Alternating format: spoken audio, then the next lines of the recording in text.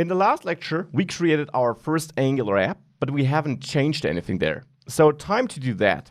And for that, you need an IDE or editor where you can write and edit your code. Now I'm using WebStorm here. WebStorm is a great IDE, great for Angular development, but it's not free. A great free alternative would be Visual Studio Code, which you can find on code.visualstudio.com. This is a great IDE and it is free. You can simply download and install it both for Mac and Windows. And then you can start developing Angular with that. Whichever IDE or editor you installed, you'll always have to open a new folder. In WebStorm case, it's just called open. And then simply navigate to the folder you created. So in my case here, it's my first app. Select that folder and open it. And now it will load that folder and all the files into the IDE on your system. So in my case, it now looks like that. Now this is the project loaded into the IDE. Now it's still indexing it here, but it'll be done in a second. And these are all the folders and files the Angular CLI created for you. This is your entire Angular project. Now, as I said, this might look intimidating because you got so many files in there. Most of these files are just doing some configuration work and you don't really need to touch them. One interesting file is the package.json file. Here you can see all the dependencies of your project, like Angular 6. And these are these third-party packages your project needs to run correctly. All dev dependencies are only required for development for this build workflow I was talking about. But we're here to edit our code, right? So let's jump into the source folder because that is where our code is. E2E is for end-to-end testing. We'll ignore this. And node modules is where all these dependencies you see in the package.json file actually were installed. But we're interested in the source code, so let's go to source. Then we got a bunch of other configuration files. And then here, we got this app folder. And in this app folder, we see some other files. Of course, I'll dive into what they all do in detail in this course. And for now, let's open the app component HTML file. And here we indeed see something which looks deceivingly like what we saw in the browser. Do you remember? It's welcome to app and so on. We see that here too. By the way, make sure you keep that localhost 4002 process running. So that ng-serve process you started here in the terminal. Make sure to keep that running.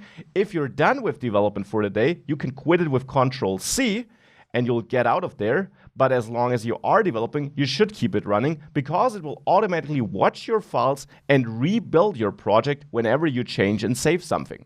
Now, since I quit it, I'll need to restart it. And I will actually restart it here in my IDE. There's a built-in terminal, but it's the normal system terminal. So here I can also run ng-serve to bring that back up. But back to the app component HTML file. We're outputting something here. And if we change anything here like, hi, this is instead of welcome to, and we save that with ng-serve running. If we go back, you see it automatically updated, hi, this app. Now, one strange thing we see is that this app here, well, we actually only see these curly braces and title in the app component HTML file. And therefore, we can already see some of the work Angular does here. Angular is, of course, not a tool to allow us to write static HTML files. We would need no framework for that. It allows us to mix static HTML code and dynamic things we want to output in that code. And actually what we have here is one of these components Angular works with, the app component. A component always has a template, the HTML code, possibly has some stylings in the CSS file, though it's empty here, as you can see. And importantly, it has a TypeScript file. If we enter this, this is TypeScript. And this is now the definition of the component. This is what will be converted to normal JavaScript by the build workflow. And in this file, we see a couple of interesting things like add component. I'll come back to that and what in detail is happening here in the next module. We also see title equals app. Now, what's that? If we go back to the app component HTML file, we also saw title here, right? Between the curly braces. So an assumption would be that the title in the TypeScript file is related to that. So let's maybe change this to my app. And now if we save this, it recompiles. And if we go back, we see, hi, this my app. Now this might not be perfect English, but we can definitely see that something changed. And this is so-called data binding in action. Of course, also a concept we'll dive in deeply in this course.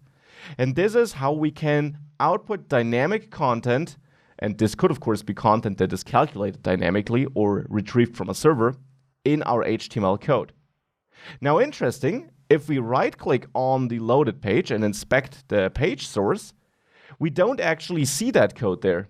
We just see a bunch of script imports at the bottom. That is our build code and the Angular framework code. The head tag here, and then this strange app root part. Now, app root is also something we see in the app component TypeScript file. Here, the selector. So it looks like this is basically like our own HTML tag we're creating. And that's indeed what's happening here. The page we're viewing here, to which this source belongs, actually is this index.html file in the source folder. Here we also see app root. The script imports are missing because they are injected dynamically. Now what Angular does in the end is we always load this page, then we have these dynamically injected script imports, and these script imports will dynamically replace app root with our own component. And of course we can have more than one component in Angular apps. Again, these are all things we'll dive into in this course. Now that's all nice. Let's do something more fancy. Let's change title dynamically. So back in the app component, I'll actually get rid of the entire code in here, and I'll add an input instead, a normal HTML input, type text. Below that, I'll add a paragraph where I want to output, let's say, a name. Now, name is not something we defined yet. We'll do so in a second. Let's go to app component, and let's change title to name, and I'll say Max here because that is my name. And if I save that, I go back, we see the input, and we see the name. Now, I want to be able to enter something in the input and automatically change the name. We can do this with a tool provided by Angular, a so-called directive, which is called ngModel. Now you'll learn the exact syntax throughout the course. For now, let's simply add square brackets, parentheses, ngModel, written like that. Make sure to get the casing correct. There is no dash in between or anything like that. So ngModel in square brackets and parentheses on the input, and set it equal to name. So to the same name you're outputting here. Now this is a so-called directive, and what it does is it basically tells Angular to listen to anything you enter here and store it in this name property, in this name model, but also on the other hand, output the value of the name model in this input. This is what we're doing here.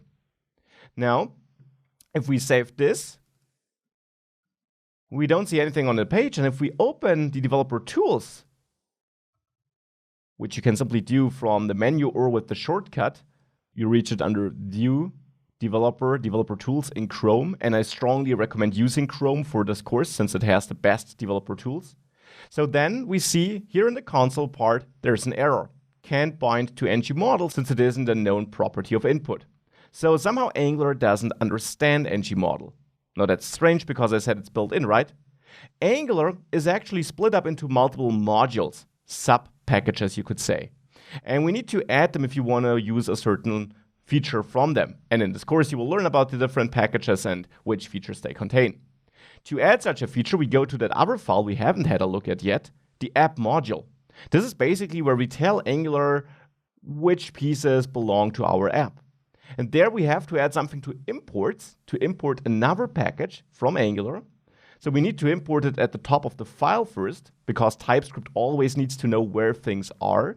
So we import something from, and then it's at Angular/forms. This is one other package from the Angular framework.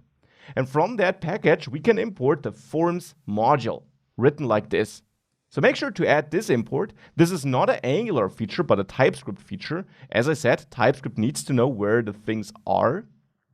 But now with that imported, we can add it to this imports array down here, which is not related to the imports up there. This is simply a feature understood by Angular, since it's part of an Angular module. And now it tells Angular that we want to import some forms features. And this directive we're using is such a form feature. So now if we save that, our app will rebuild. And once it is done, we can go back. And now we see our input, and there's Max inside of it. And if I start typing there, you see that the text below it automatically also updates. This is some magic done by ng Model. We'll dive much deeper into everything we learned here, but this is now our first app with some changes.